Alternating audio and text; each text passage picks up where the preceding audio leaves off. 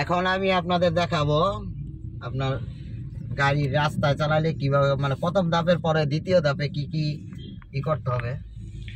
তো রাস্তায় থাকলে সবসময় আপনারা চেষ্টা করবেন যে গাড়ি বাম সাইডে রাখার জন্য, কারণ বাম সাইডটাই আপনার বাম সাইড। আর ডাইন সাইডে গেলে তখন লুকিং গ্লাস দেখে ডাইন সাইডে যেতে হবে যখন ওভারটেক করবেন। আর যখন খালি রোডে চালাবেন তখন সবসময় বাম সাইডে থাকার চেষ্টা করবেন, তাহলে আপনি সেফ থাকার চেষ্টা করবেন। দ্বিতীয় ধাপ হচ্ছে আপনার যখন আপনার সামনে কোনো গাড়ি থাকবে তখন আপনি ওই গাড়ি থেকে মোটামুটি একটা দূরত্ব বজায় রাখবেন, যাতে করে ওই গাড়িটা যদি হঠাৎ করে ব্রেক করে, আমি আপনাদের দেখাই, আমার পিছনের গাড়িটাকে সামনে দিই, তো এই গাড়িটার একদম কাছাকাছি থাকবে না, কারণ গাড়িটা হঠাৎ করে ব্রেক করতে পারে। তো এই গাড়িটা মোটামুটি একটা দূরত্ব বজায় রেখে আপনি চলবেন।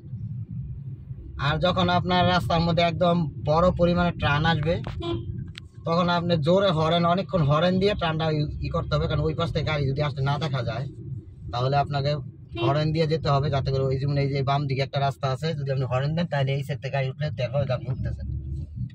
তো এইসব দিক মেনটেন করে চালাতে হবে। আর মাপের কথাটা আমি বলি, প্রথম অবস্থায় তো আপনার মাপ করাটা অনেক কষ্ট হয়ে যাবে। মাপটা হচ্ছে আপনি সবসময় সাইডে খেয়াল করবেন আপনার লুকিং গ্লাস, দুই সাইডে দুইটা লুকিং গ্লাস খেয়াল করবেন। লুকিং গ্লাস যদি কোনো কিছুতে না লাগে তাহলে বুঝবেন আপনার গাড়ি মাপ মতো ঠিক আছে।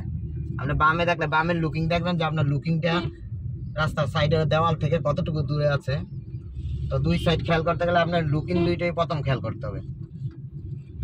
তারপর হচ্ছে যদি আপনি কোনো গাড়ি ওভারটেক করেন তাহলে কি করতে হবে। ওভারটেক করলে আপনি প্রথম ডাইন সাইডে ইন্ডিকেটর দিবেন। ডাইন সাইডে ইন্ডিকেটর দিলে তাহলে আপনার আস্তে আস্তে আপনি ডাইনে যখন কাটবেন তখন সামনের গাড়ি এবং পিছনের সবাই বুঝতে পারবে যে আপনি ওই গাড়িটা ওভারটেক করবেন। যদি আমি ইন্ডিকেটর সারা সামনে জানা যদি কোনো দুর্ঘটনা ঘটে তাহলে কিন্তু আপনার জরিমানা গুনতে হবে। তাই যখন আপনি ডাইনে কোনো কিছু ওভারটেক করবেন তখন ডাইন সাইডে এই যে ইন্ডিকেটরটা এই সাইডে থাকে, এই ইন্ডিকেটরটা দিয়ে আপনাকে ওভারটেক করতে হবে। আর সবসময় আপনার গাড়ি চালালে সামনে অনেক দূরের দিকে তাকিয়ে থাকতে হবে, একদম কাছে না তাকিয়ে আপনাকে একটু দূরে তাকিয়ে থাকতে হবে। দূরে কি আর দূরে কি হইতেছে, দূরে কি গাড়ি আছে না রাস্তা ক্লিয়ার আছে, ওইটা আগে দেখতে হবে। আর সবসময় পাওয়াটা এরকম খেলে রাখতে হবে আপনার, যখন আমি অ্যাক্সেলেটারে পা থাকবে তারপর আপনার ব্রেকের কাছাকাছি পাটা, যাতে আমি এক পাড়াই ব্রেকে চলে আসতে পারেনি, কারণ হঠাৎ করে একটা বাচ্চা দৌড় দিতে পারে। তো ওই দিকে খুবই সতর্ক রেখে আপনাকে গাড়ি চালাতে হবে। আর যদি আপনি লং রোড চলে যান, এক সাইড রোড যেগুলো আপনার ওয়ান ওয়ে রোড, ওইগুলোতে আপনার তেমন সমস্যা হবে না, কারণ ওইগুলো গাড়ি সামনাসামনি আসার কোনো চান্স নেই। তখন আপনি নির্দ্বিধায় আপনি চালাবেন, বাম দিকে থাকলে আপনি সারাদিন চালাতে পারেন, কোনো সমস্যা হবে না। তো আমার কথা হলো এই যে আপনারা যখন গাড়ি শিখার অবস্থায় গাড়ি চালাবেন তখন অবশ্যই রাস্তাঘাটে খুব সাবধানে চালাবেন, যাতে করে আশেপাশের মানুষেরও ক্ষতি না হয় এবং আপনারও ক্ষতি না হয় বা কোনো দুর্ঘটনার শিকার না হন।